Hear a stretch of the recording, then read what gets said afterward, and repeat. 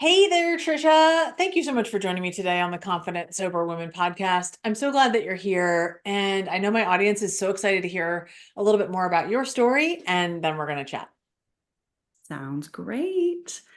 Thank you so much for having me, Shelby. I know we talked for the first time a long time ago. So this chat to have me on this side of the microphone is a long time coming.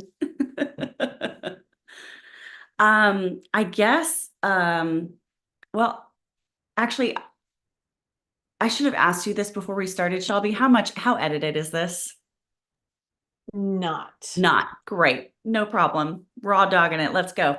Uh, so see, it's the year 2024 right now. I stopped drinking in November of 2016. So coming up on 8 years, and I haven't really shared much about my story in almost 4 years. So it's crazy because I'm like double sober now from where from where I was 4 years ago. And it's funny. I feel like my story of how I got here is so garden variety basic too. I was an overachiever. I came from a nuclear family and, middle class America, and alcoholism was in our family. So the idea of drinking alcohol being bad was really all I knew, was just that alcohol is bad, and if you drink it, bad things happen, and don't ever do it and stay away from it. And when someone in my family really was struggling hard with drugs and alcohol, that was a massive impact on our family dynamic. And I was the youngest kid, and like I said, the overachiever. So I was the one trying to be the peacemaker and try to be as perfect as possible and try to be as small as possible and not make any waves. And that stress adds up after a while, and you just become so obsessed with wanting to control things. And I think that I'm going to tell this first drinking story, and then I'm going to fast forward to where it all kind of ended. I was 16 when I drank for the first time, and it was because the first boy that I loved dumped me. And I knew that I wanted to change the way that I felt fast. And I just didn't want to feel those feelings. And at 16 years old, I drank 3 shots of vodka on an empty stomach. And that's not how you drink when you're a teenager, right? You're supposed to be like, this was the 90s. I was supposed to be drinking Zima and like, Boone's Farm. So yeah, 3 shots of whiskey is not ideal for a girl my age. So but I loved it because it made me not feel things. It made me not so worried and anxious and stressed. And I love that relief. And I just didn't know how else to get that.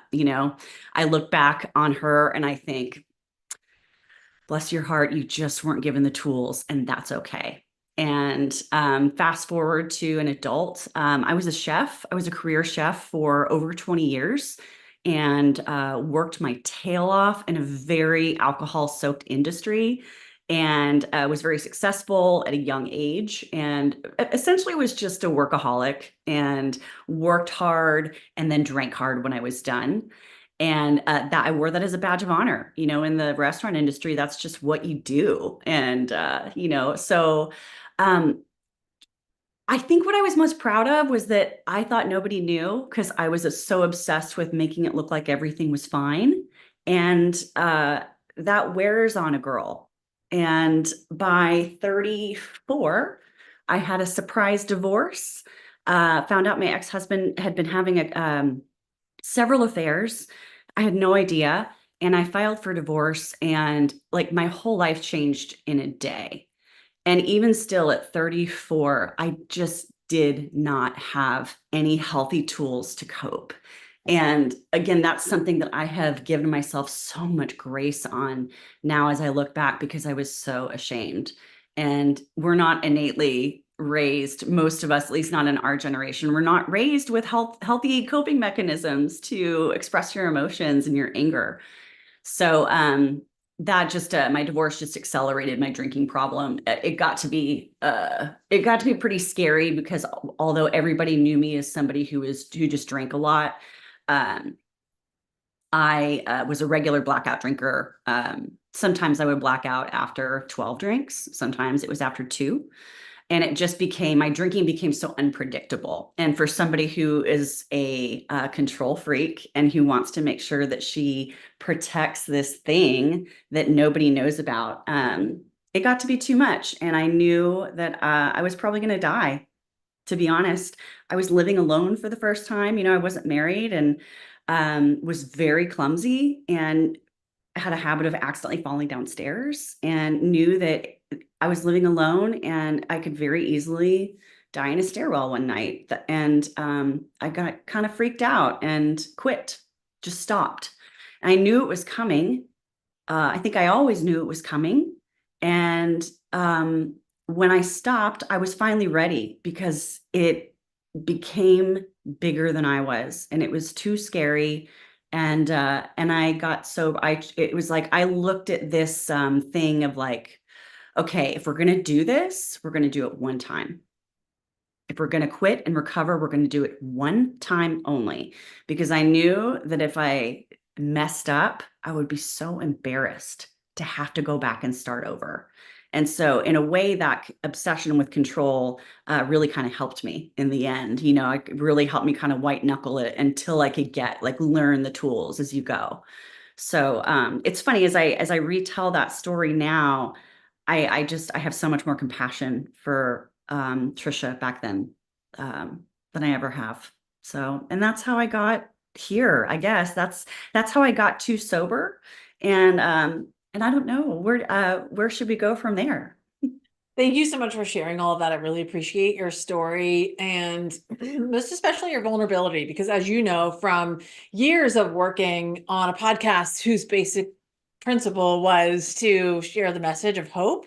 You know how important this is. Like, this is literally how it works, right? We tell our stories, those of us who choose to recover out loud, in ways that can help other people. Now, we don't always hear our story and everybody else's, but there are always little parts, right? There's feelings, there's a something that we can kind of hold on to and grab out of every interaction and be like, yeah, I relate to that. And that's why we do this. So I appreciate you being here, and Yeah. for sharing so openly. So um I really like how you shared specifically about that 16-year-old girl experience, being, wanting that escape in such a very quote unquote normal way, right? Like, I have three young people in my life right now. They're almost 21, 19, and 17, almost 17. And so I'm kind of living through all that stuff on the other side. Mhm. And that just very similar situation has happened here on more than one occasion, and one very, very recent. And I've watched that, and I'm not sure if it's dysfunctional or not, but either way, even if it's not, no matter what we're going through, like when we're having a pain, we don't want to have the pain. We all want to soothe. We We don't all want want to it. soothe. Yeah, Yeah. that's human nature. Right. So alcoholic addict or not, nobody likes to be uncomfortable. And Right. so that is, like, I think, the entire nature of our problem, Yeah, of our disease, right? Like, we know, I don't know if you've ever spent any time in the 12-step rooms I or, have. okay, so, You you've name heard. it, I've tried it with recovery. Right. So you've heard things like, the drinking is but a symptom. We know that that's not really our problem. It is our solution. It's our Yeah. solution. And for me, I'm like you, like, I felt like that was the glue that was keeping me together. I had no idea that Yeah. it was the symptom of much bigger problems, because I didn't want to know what those bigger problems were. I didn't want to feel any of that. And Absolutely. Absolutely. So we all want comfort, right? And that yes. eventually gets to a point where we think that we are entitled to not feel pain. And we don't consciously think that, but we are driven to that point where we are so paralyzed by the thought of doing something hard that, and you'll do anything to escape it. Yeah, I agree. And that includes us today, right? People who are living in long-term recovery. That includes us. Mhm. So, I still don't like to be uncomfortable. I understand it a lot more. And I also understand, what did you just say? You said we don't feel like we deserve to not We be feel uncomfortable. like we're entitled to not feel pain. Yes, and I just love that because I see that all the time in my private practice as well, but also in my own family and just in life. Like I'm amazed. I mean, I guess sitting from where I sit today, maybe you can relate to this from where you are. Like I'm amazed about the way people kind of show up and feel like they are different or they shouldn't have this pain or they They're the don't. exception to the rule. Right. And I'm like, and I always want to say, like, what makes you think you're any different, or not that you're special, like that you're any different than literally anyone else on the Hmm. earth? Everybody here walking around is uncomfortable. Yeah. Like I would say a lot of the time, like because most of this life that we're living is pretty uncomfortable. And that is a sad fact of reality, but so many people just find this to be confusing or unacceptable to them. Or and I honestly think that the easier, softer way truly is to say, yeah, most of life is really uncomfortable. And so our job then is what are we going to do to kind of manage the discomfort so that we can live well Right. and not hurt too many Just people. not just survive, because Right, you get right. to that point where every day you get up and you feel so horrible and you just need to get through it. You just need to survive. You just need to hit the bare minimum. And then when you get sober, it's like, okay, how am I going to really live? Right. How am I going to really get in my life? How am I going to be present and be awake and helpful and look around and take the my focus off of myself? Like if Mhm. this isn't like a day one thing, like this is where Yeah. you eventually get to, but it's like how do we get our head out of our ass and into our life? Like that was I needed somebody to pull it out for me, Mhm. and go figure, pain is our best professor. Pain is the teacher. Yes. And you avoid the pain and you avoid so much joy and so much just like experience. And not all not all things that are different are bad. They're just different. Yeah. Recovery is no different. No, I totally agree with you. And I want to ask you one question that kind of relates to that. And then I want to move that same thing into a little bit further down. So first off, one of the things that I've noticed, I talk a lot about here, so I'm always repeating myself, is that people who stay sober and make changes in their life and they last, like closer to a year or so, and then beyond that, they start to have what I always call kind of like an awakening, right? So like your brain is clear, the fog is lifted, and they really start to become, in my own personal experience and what I've seen in my work, they start to become kind of very aware of opportunities around them, very interested in things that they might like or want to do or pursue. I would say their desires of their heart start to become bubble up to the surface and we become aware of them. And whereas before in active addiction, they're not possible. We talk about them, we have the bar stool dreams or whatever, and we talk the good talk, but we never do anything about it. So now it's like, oh wow, this light comes on and you're like, oh my gosh, like I want to do these things. But then very often we don't really have the roadmap for it, like, but that's okay. But like it's there, and I'm just curious if you can kind of think back. I know it's been a little while now to around that time. Like, can you relate to that and like and share a little bit more about what that was like for you?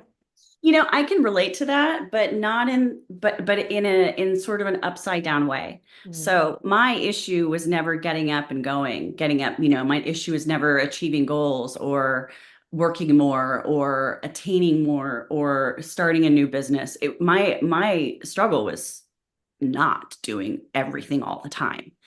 right, I wouldn't stop to think. I would just jump into everything, very impulsive, right.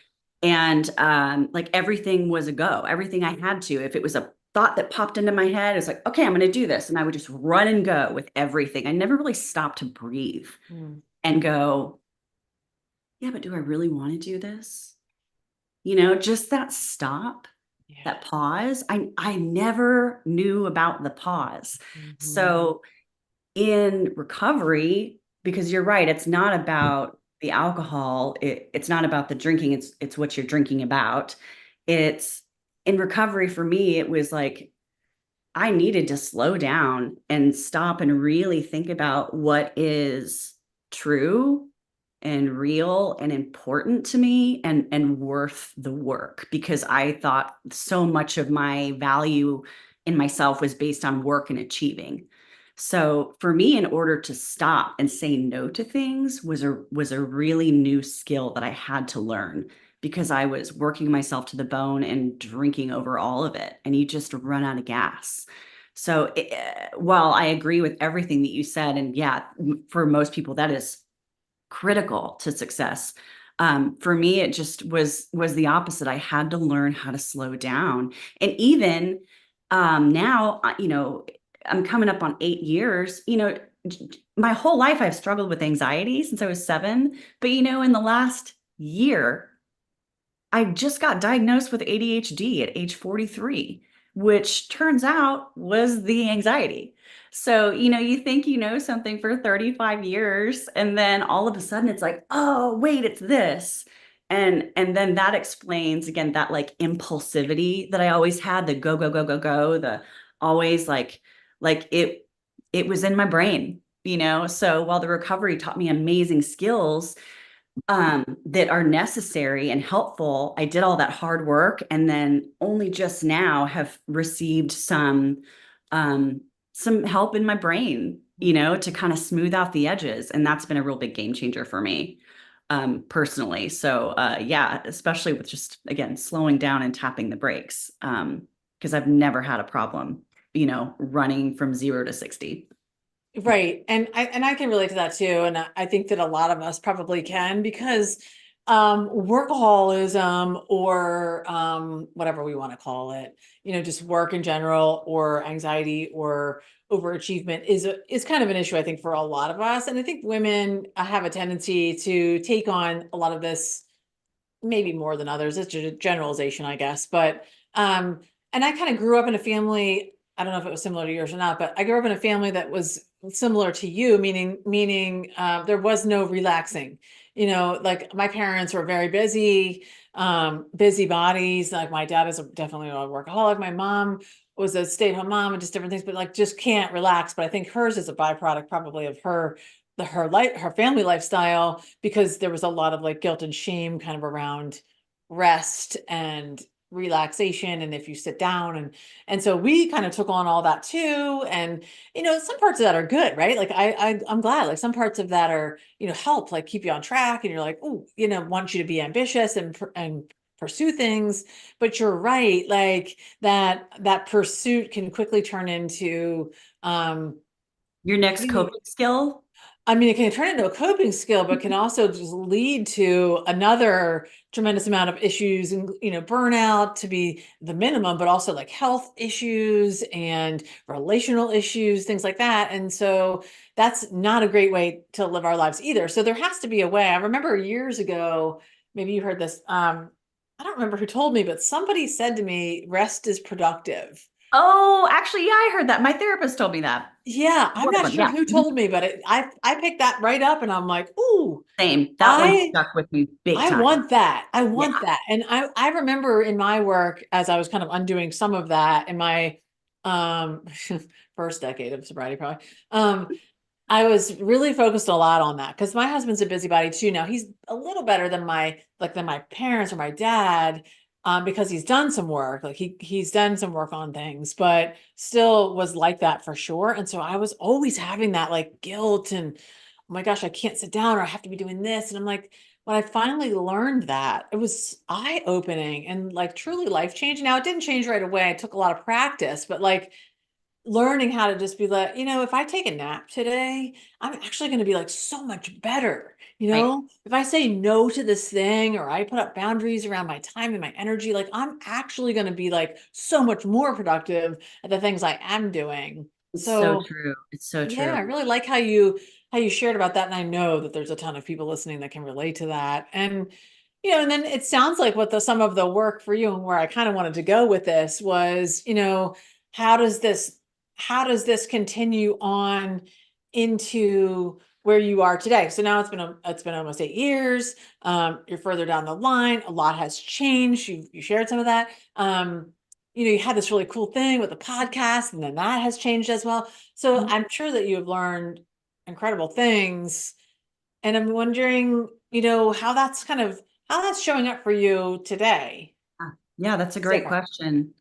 That's a great question. And the idea of slowing down and listening to your body and making decisions in the moment based on how you feel then, not based on how you think you'll feel or how you felt last week. That's an ongoing thing. And I started my podcast, Recovery Happy Hour, in 2018, and I hosted that show for 3 years until 2021.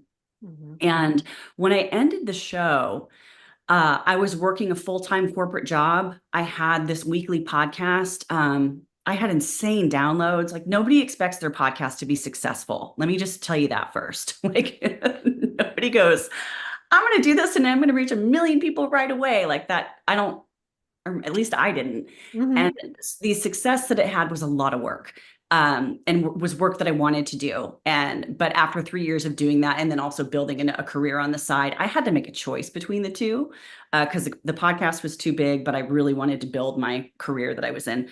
And so I decided to pull the plug on the podcast and choose me. I considered the podcast, Recovery Happy Hour was my service work.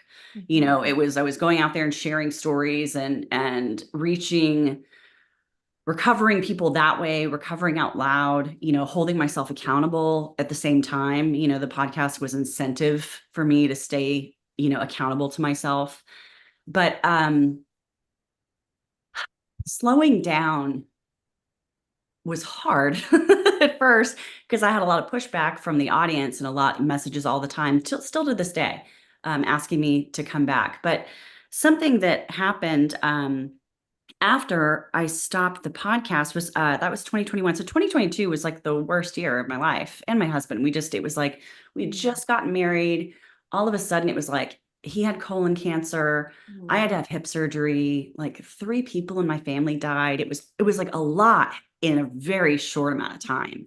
Yeah. And it was hard. It was really a hard time to get through. And that's okay to say, like, life Mm-hmm. is really hard sometimes. Yeah. And I think that just saying that makes it a little lighter, just saying that out loud. But Mm-hmm. getting through that, I had to choose myself and my husband and what was our first immediate need, and kind of let go of the noise on what I think I should be doing. Shoulding on yourself. That was a big thing I was really good at. But then the following year, I lost my job, very like out of the blue, is very unexpected. And I had put about 4 years in with that company. And again, as somebody who was obsessed with working, so much of my identity was about work. So all of a sudden, everything you've been working for is taken away from you one day. And that was like the ultimate identity crisis, because I've always worked. And I loved that job. And it was not, wasn't going to be able to do it. And my husband and I had a little bit of a come to Jesus and kind of sat down, and he's like, I've got a corporate job. You've got you had a corporate job. Do you want one? Do you still? And I was like, not really. And he's like, listen, if you want to keep a corporate job, you go do it. But if you don't want to, what do you really want to do? And I thought about it, and I was like, what I really want to do is I want to work the front desk at my Pilates studio, and I want to do art with foster kids. I was very specific about those two things. Wow. And that's what I do now. My husband and I made some changes in our life to where we could accommodate that.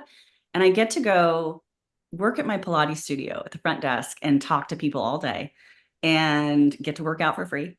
And and then every Monday, which in about 2 hours, I'll leave and go. I do art with teen girls that are in a therapeutic program for human trafficking. Wow. And that's my whole week is centered around that. Yeah. That's what I live for now. Like, that's the work I want to put in now, because once you get your head out of yourself, like once this, and actually, caveat real quick, a little side note, self-centeredness, I think that term, you hear it a lot in 12 step too. Mm-hmm. Um, I think a lot of us hear self-centeredness and we think, well, that's not me. I'm not selfish. It's like, Mhm. no, no, no, no, no. That's not self-centeredness. Self-centeredness is everything is about yourself. You are so in your head all the time. It is me, me, me, my misery, my pain, my future, my past, me, me, me, me, me, me, me, all the time. And you don't mean to do it, but that's where you live if you're in active addiction. And now I I know that my time serving others whose problems are so much greater than mine. Like that's what matters now. It's not about me anymore. It's about that. Like those girls need people. They need help Yeah. and they need help badly. And they need somebody, a woman especially, they need someone just to go and say, I see you. And I can't do that if I don't have clear eyes to do that, you know? And like what you said, um, rest is productive, right? When I am not feeling full and I need to go see those girls, I'm like, how am I going to do this? And my best friend is a therapist. And she said, Tricia, the thing you have to do, the best thing you can do to take care of those girls is take care of yourself. If you're in a position of giving, caregiving, teaching, medical, whatever, if the more you pour into yourself, the more you will be able to pour into others in a Mhm. healthy level, not from a place of deficit. That way I know I'm not going to go back to that place of just like I've given, given, given, and I'm feeling so depleted. Like it's a balance, it takes some time to learn like when to say no is enough, when enough is enough. Yeah. But God, having that awareness now and that skill just makes the rest of my life look a little bit more manageable. Oh, thank you so much for sharing that. I love it. And I totally get what you're saying. And the transition that you've made is, pretty profound. And what you've highlighted is that nothing is permanent, right? I mean, Right. no job is permanent, no Thing home, is no forever. car. I mean, and so we get to change these things in our life whenever, like Yeah. even sending my kids to college was like such a big deal and we worked hard on it and all the things. And of course you want them to go and be there and stay for the 4 years or whatever. But when there's a lot of anxiety around that kind of a decision and stuff, I mean, I would say to them, like, this isn't permanent. Like, if it's horrible, I mean, yes, we're going to encourage you to like kind of stick it out or whatever. But if like it is literally horrible and not working, like you just transfer somewhere else. Mhm. Like I don't know. I just grew up, I think, in different periods of my life where we just felt like these things were not options. And I'm like, Well, who I told think us that? that's like our human instinct in a way anyways. Like Yeah. we want to attach permanence on anything we possibly Yeah. can because then that makes us feel so secure if we know something else is never going to change. And we got to let that go because Yeah. my God, yeah, life changes. I mean, These look what happened. You already lost your you had a relationship and a marriage, right? That was, I don't know how long you're married, but a while probably. And then this unexpected thing was going on and you didn't even know. And so, like, yes, this person that you stood up at the altar with and said, "Oh, I'm going to live with you forever in front of all these people," like that didn't happen. That's not how right, that worked out. And right. obviously, those things are hard and sad and you grieve it. And I'm not minimizing the impact of any of Of these course not. things, but Of you course do that stuff and then you just we move on. not. It's Mhm. not like you have to be like, you don't die to the fact that you didn't, your marriage didn't work out or whatever. Right. And so I don't know. I think as young people, maybe it feels different because I'm definitely not in that space anymore at this stage of life. I literally get that like no other time in my life. I'm like, Mhm. you don't like your job, like you just change it. Like my husband's Yeah. changed jobs like 4 times in the very Yeah. recent past, and that is very unlike him. It's not like our family, but that's just what happened. And Yeah. I'm like, I don't whatever. I don't care where you work, frankly, but like, I mean, like Life it's changes. unfortunate because it creates a lot of angst and like discomfort. And like, if you're not happy, we don't want things to go like that or whatever, but this is not what life is. This is Right. not what life is. Thank And God, so too. life And thank is, God. Yeah, because if yeah, things didn't change, which usually they change without my permission, like I would like to say that I cause a lot of change, but that's not true. Like non-permission life changes happen every day. right, But thank God, because if I did everything my way all the time, like we'd all be ruined. Like I, right. you Well, gotta, and like, I there's some think one of surrender into that. one of the blessings of sobriety is the awareness, the self-awareness that we can have. Now, not everybody gets that just because you get sober. You really need to like do the work. No, there are But plenty of sober assholes. I've got to yeah, make that clear. yeah, they're not all well. I remember my first sponsor, I was told by her some way back, was like, carry a big book around with you because it'll keep the crazies away. And I was like, that's so funny. But it's true, right? Like I remembered that through the years of like, oh, that's what she meant. Like not everybody here is well. And even in the regular world, like not everybody is well. In fact, most people probably aren't. But the Right. self-awareness that we can gain when we show up and we stay sober consistently and we do the work is so Mhm. powerful because yes, that self-centeredness, I believe, is the root of my problem. And I was taught early on that self-centeredness isn't what I think about myself, but how often. And that was very helpful because I'm like, I thought I was a piece of shit. Like I'm a Mhm. suicide survivor 2 time. Like I didn't want anything to do with anything. And so how could I be self-centered? Well, I thought about that all day long, all Right. day, all the time. Right. So it was like all the time thinking about myself. And still today, many 24 hours later, this is still can be very much the root of my problem. And so why it's important to find things like what you're doing with those girls and with your Pilates, things that are life-giving and filling you with joy and also providing a lot of service is so that we can step out of our self-centeredness and be filled with gratitude and Yeah. shift our focus a lot onto gratitude. I mean, it's I don't know about you, but of course we can all slip into a little bit of a pity party at times, but I don't like to, that just doesn't feel good for me most of the time. I mean, generally speaking, I wake up pretty darn good. I say my prayers. I float through the day and I kind of float through my day with, I know what I'm supposed to be doing today. I got my calendar or whatever, but like, I don't know, maybe it's because I've raised 3 kids. I never know what's going to happen. I mean, literally at any point, someone can be sick, there could be an accident. I mean, anything can happen at any Mhm. moment. And so Mhm. I just kind of walk around like, and I'm perfectly content kind of just knowing that. And then you just deal with that stuff when it comes, just like you described. And when they come at you like rapid fire like that all at once, it's really painful because you're like, ah, I mean, that's how I was. Probably when you were doing your podcast. Like for 4 years, we had like sustained trauma in our family raising these teenagers. I mean, it was like consistently horrible, trauma, like all the time. And then COVID happened, which made it more like it was horrible, right? And so like we were living in this time that was just awful. And I didn't have a lot of space for anything else. I couldn't give one more thing. I could barely even feed myself properly, right? But you knew how to live one day at a time by But that point. I knew how to wake up and show up, and that's what I did. I woke up and show up, and I gave myself a lot of grace, and I would do things that I said I was going to do. It's just that I also did a lot of other things, like eat a lot of Chick-fil-A milkshakes and like, no, things like that. But like, You do what works. right? But so my point only is like say something else like that starts happening in your life today. Some of those things that you're doing right now, like even the girls, that might have to take a little bit of a break. You might have to decide, right now my age and my stage needs to be with my husband or with my mother or whatever's going on in my life. I have to stop doing this really cool thing because I need to show up for this other thing that's really important right now. And then I'll go back. And so I just think it's important to like understand that ebb and flow is like again, nothing is permanent. So sometimes it's hard for us because we're like, oh well, I'm supposed to be doing this thing, and I'm supposed to be volunteering at my church, or I said I would do this, and I'm the room mom, and I'm like, yeah, I mean, like it's all great, but like if your husband or your children or somebody needs you right now in your family or in whatever else is important to you, like that's where you shift your focus and then you go back. Yeah. We can weave in and out of these things. And Yeah. it's a beautiful thing when we start to understand that. It And is. There's balance there. And like I said, when you get to a place where you truly understand and have lived one day at a time, yeah, which is early sobriety for everyone, which is just getting through the day.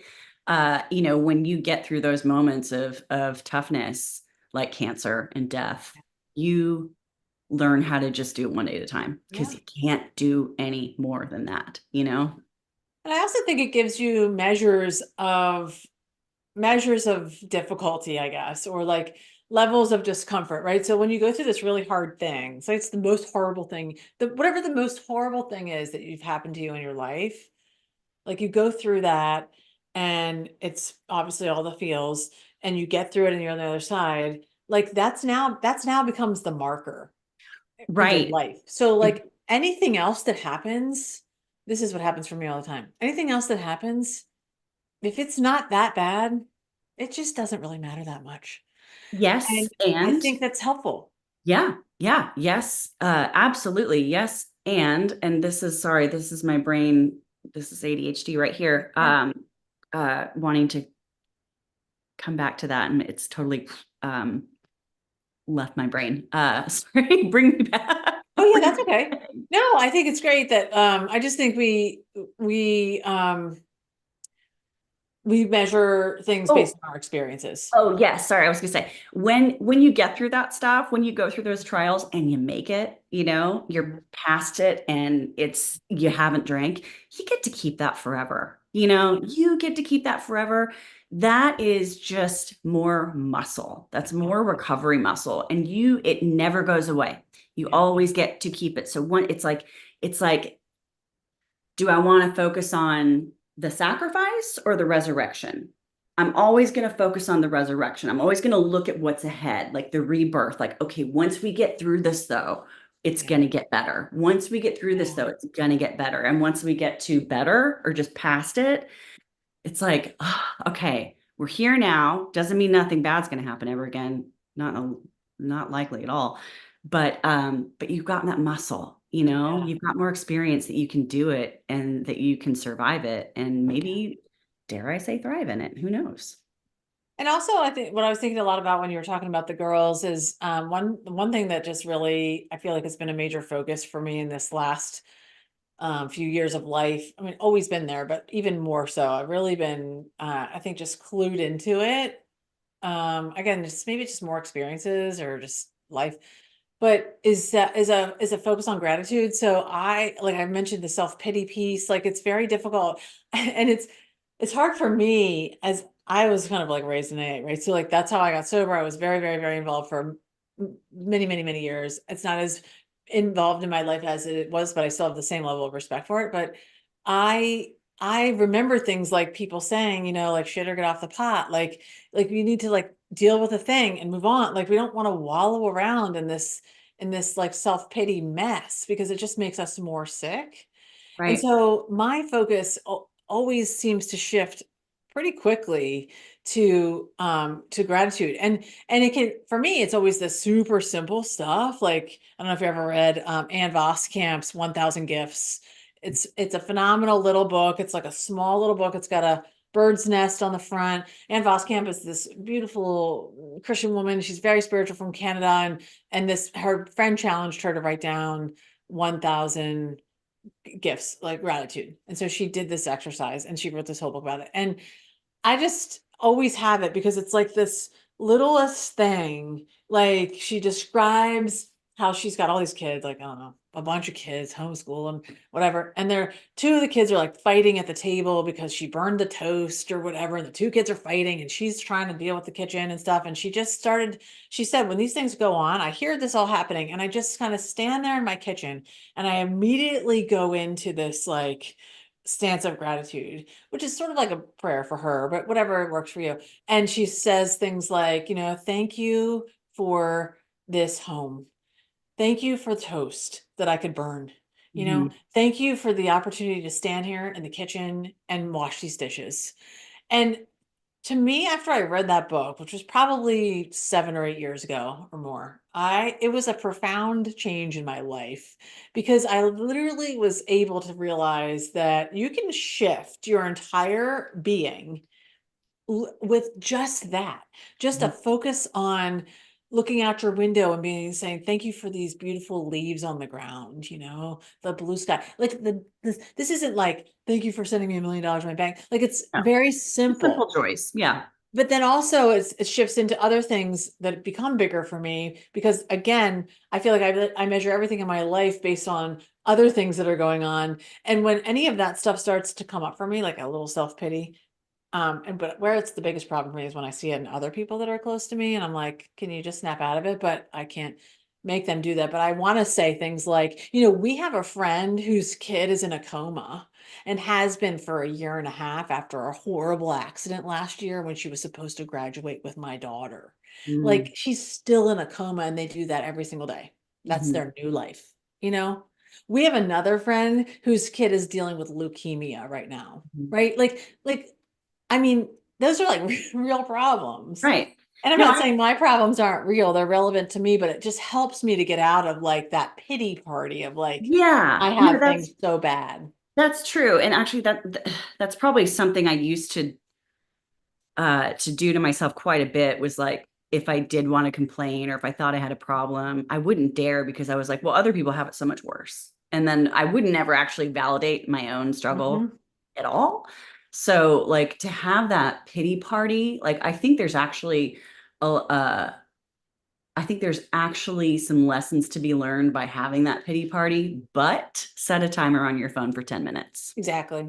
You No, I'm know, not saying you shouldn't validate your own experience. Because yeah, I had that's to the thing. learn I that would never like the I had to opposite learn of the that spectrum. too, Yeah, and it I was would never horrible. validate my own. But now I do. Now I understand that my problems are relevant to me. I get it. Like they might be Right. silver spoon problems, and I say I have luxury problems today. I really do. Yeah, I have same. luxury problems, but they're still mine. And so Mhm. it's still valuable to me to be like, yeah, this really sucks. Like I hate this or Yeah, this is really hard. I do that today and I think that's okay to yeah. do. What I don't want to do is wallow around in that for weeks, Yes. days, months, and then Yeah. also like bleed that out into all the other people in my world Yeah. more than just like a couple times when we want to complain about it. Agree. And one of the best things I ever heard, actually, when I was going through my divorce, was from a friend who said, Tricia, you're allowed to wallow in the Yeah, suck. Or no, you're allowed to wade in the suck, but you cannot let it pull you under. yeah, I love And it was that. like, okay, that's good to know. Just a little foot in the Mhm. water, see how it feels, and then we're done. You know, Yeah, that's important. And also when you right. give yourself that cutoff, it's interesting in the present to see what your brain does when that timer goes off and it's time to switch out of it. Mhm, mhm. To be mindful of how your brain is processing of like, okay, we're going to shift over here now. Yeah, Okay, next time you do that, how much faster did that shift happen? exactly. Like this is all a practice. This is Yep. all a lesson. Again, you get to take it all with you. We want You the know? frequency and duration to be less. Yes. We want the frequency of the events to be less and the length of time to be less. And if we can get that over time, then we're making progress. That's it. Yeah. We're doing Yeah. it. Yeah. Because problems are a guarantee. They're Yeah, and always I going to think we be. have to give ourselves a lot of grace in those difficult times, like the one I already described. The one you described, I mean, there were periods of time like that when I had to give myself a lot of grace around specific things that are very important to me. Like I really value being fit and healthy, and we go to the gym a lot, and different things, and like I had commitments to myself that were very important. However, there were days when I was just like soul tired, and I couldn't days, weeks, months, and I would just show up to the gym and kind of like lay on the mat for 30 minutes. Yeah. Like, well, I made it here. I Yeah. said You know how I many did what times? I did what I said I was going to do, Yeah. but I'm going to stand on the treadmill and we're going to walk at like 3.0. Like Yeah. that's what we're doing today. Yeah. And so that's the like to me that was a way for me to still like be accountable and say like I love myself enough to do what I said I was going to do, but also to give myself the grace to just do what I could on that Yeah. particular day. And I Yeah. think that's also an opportunity to be able to kind of validate our experience. Like I'm not well today, but I Mhm. do want my brain to know that it can trust me, and Yeah. that trust comes from doing what you say you're going to do. And so I would encourage everybody to feel who's kind of dealing with something difficult like that to kind of think of it that way too, and where can you kind of hold yourself accountable to a thing that's important to you, but it's Mhm. not going to look the same as it maybe did when you were in your best time, like Right. your nutrition is not going to look the same as it did when you were in your like best feeling good time. It might look like a lot A lot of different. It might look Chick-fil-A. like just the minimum. It might Yeah. look like, you know what? Today I ate a vegetable, Yeah. and that's okay today because I love to eat vegetable, whatever it is for you. Yeah. Oh, absolutely. You know how many times I've gone to yoga and fallen asleep on a yoga mat, but I've I was done that. like, I showed up.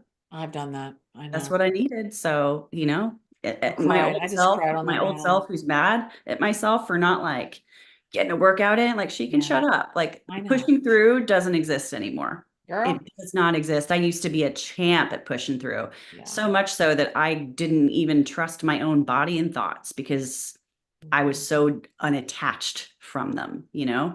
And Exactly. now being in my body and knowing how it feels and what's real and what's realistic, Mhm. um, pushing through does not exist. You have to honor Yeah.